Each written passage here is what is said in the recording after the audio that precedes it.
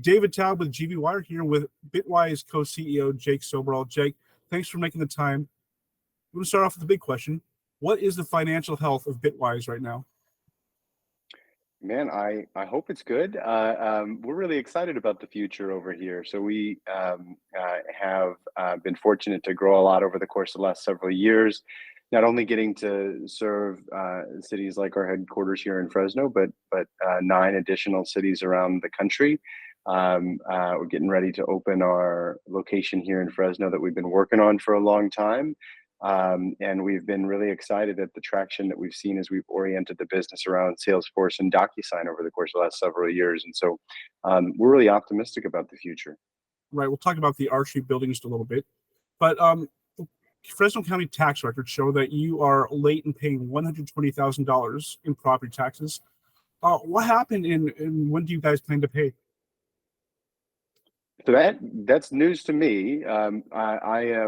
I'm happy to check in on it. I think, one of the unfortunate parts of running a company that's growing really quickly is things get missed. We've got a great finance team, but that's not an issue that I'm directly read in on.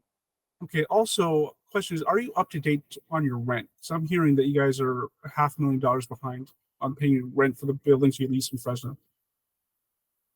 That is news to me. I don't know where that information is coming from. Okay. So are you up to date on your rent? To my knowledge, yes. All right. And everything okay with payroll and vendors, everything taken care of there? To my knowledge, yes. Yeah. I mean, I think the thing to keep in mind, David, and this is something that is maybe atypical for Fresno, is Bitwise hasn't been around for 100 years. We've been around for 10 years. We're from 0 to 1,000 employees in that period of time. And so the fast growth technology company doesn't operate like a 100-year-old company. We perpetually do not have the systems and processes necessary to stay up with where we are today. We're always on the G&A side going to be catching up to our growth on the revenue side. And so it's a bummer. It's really hard. This is one of the hardest stretches of scale for me. But the infrastructure that is necessary to hold up a company the size of Bitwise is something we still got a lot of building to do. And so appreciate the question, and we want to constantly be getting better at what we're doing. But that's just a reality, I think, of growing a company this quickly.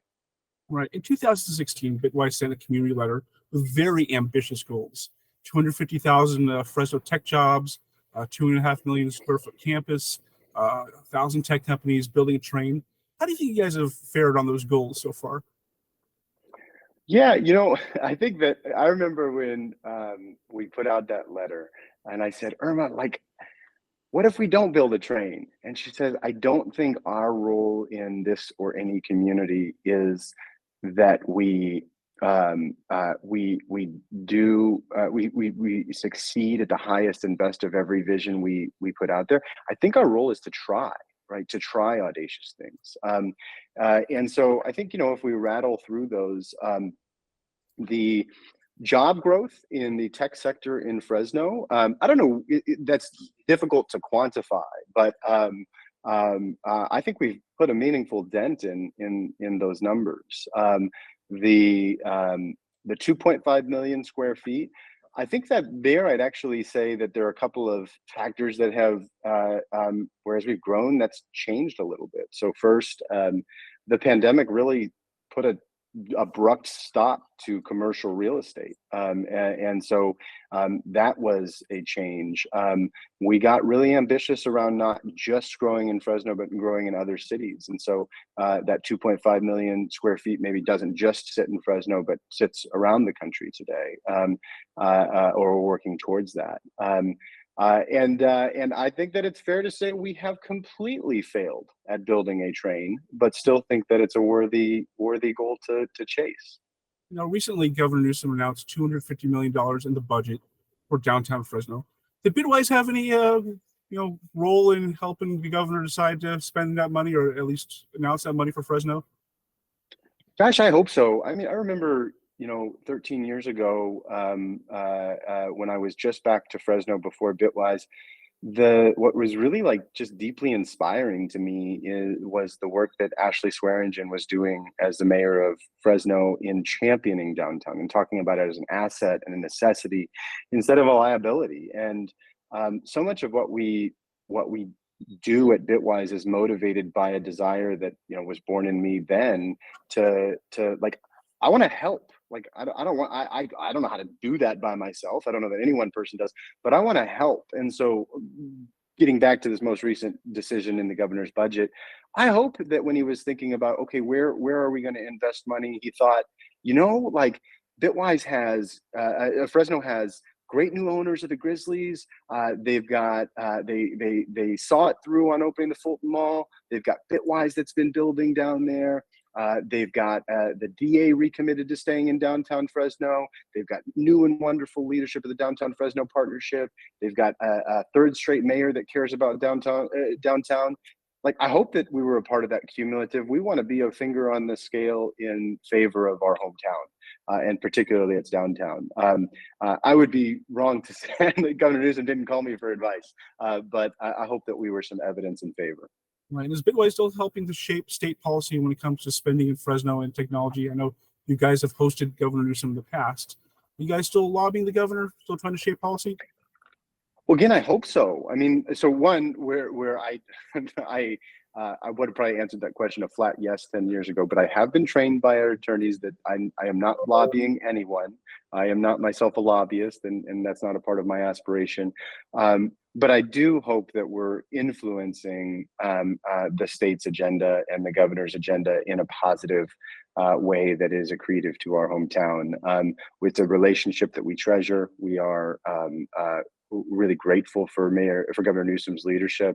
We're grateful for Mayor Jerry Dyer's leadership, and so I hope that we're influencing more dollars getting directed to our hometown. Now, over the last few years, Bitwise has raised $157 million in capital from investors. With that money, are there any conditions that these investors place on Bitwise? If you have to keep a certain amount of money in the bank or any other type of conditions? So, as you know, David, we're a private company and we're subject to all manner of confidentiality with the really wonderful folks that invest in Bitwise. And so I appreciate the question, but I do have to respect those confidentialities. That's not something we report out on. Right. And would you be able to share who the shareholders in Bitwise currently are with all that investment? As a private company, we don't share that publicly. I will say, your outlet and others, we've tried to be transparent within boundaries around who's investing in Bitwise. And so I know that you guys have covered some of the folks who have led financings for us. Right, because in your announcements, it's a Kapor Capital is a name that always comes up. Some major banks like J.P. Morgan Chase. Would you be able to say just how much equity they have in the company? That's not something we share out publicly. Does Bitwise plan to go public in the future? I don't know. I will say, like, if I flash back to Bitwise will be 10 years old in July. And if I flash back to 10 years ago, I don't know what going public means. Being on the stock, being an official public company. Oh, no. I do know now. I was saying that 10 years ago, I wouldn't have known what that meant. And so I think we're trying to get smart and be eager learners around the financial future that is going to suit the mission of Bitwise and its commercial objectives best. And I don't know the answer to that question, and that may get me fired at some point because I'm not 12 steps ahead of us. But I am. Irma and I are trying to be thoughtful around what supports this work the best for the next individual who takes this job. Now, I wanted you, if you can, just address some stories I've heard from the business community here that you are soliciting loans from some of the members of the Fresno business community. I hope you can address that, whether that's true or otherwise. I think the Fresno business community will tell you I've been trying to raise money from them for a decade, almost all the time. And as much as I can get. And I think I happily report that one of the things that we treasure about our hometown is that, enough folks are always eager to step up and help us meet needs. Bitwise wouldn't exist without the Fresno business community. Now, have you been recently asking for short-term, high-interest loans from the business community around Fresno? Yes, over the last 10 years. But, how about the last couple of recent months? I want to be clear, David. I've been asking for it for 10 years. Okay. And so the recent business activities, I mean, I know folks have covered our financings, both on the debt and equity side. Bitwise is a large company. We are constantly doing both debt and equity transactions, but as a private company, we don't report out on those, both for our confidentiality and those of our financial partners. Now, you guys are in the process of moving into the warehouse building on our street. You're going to make that your headquarters. And I was around there the other day and saw some activity. It looks like it's going up. Do you know when it's officially going to be moved into?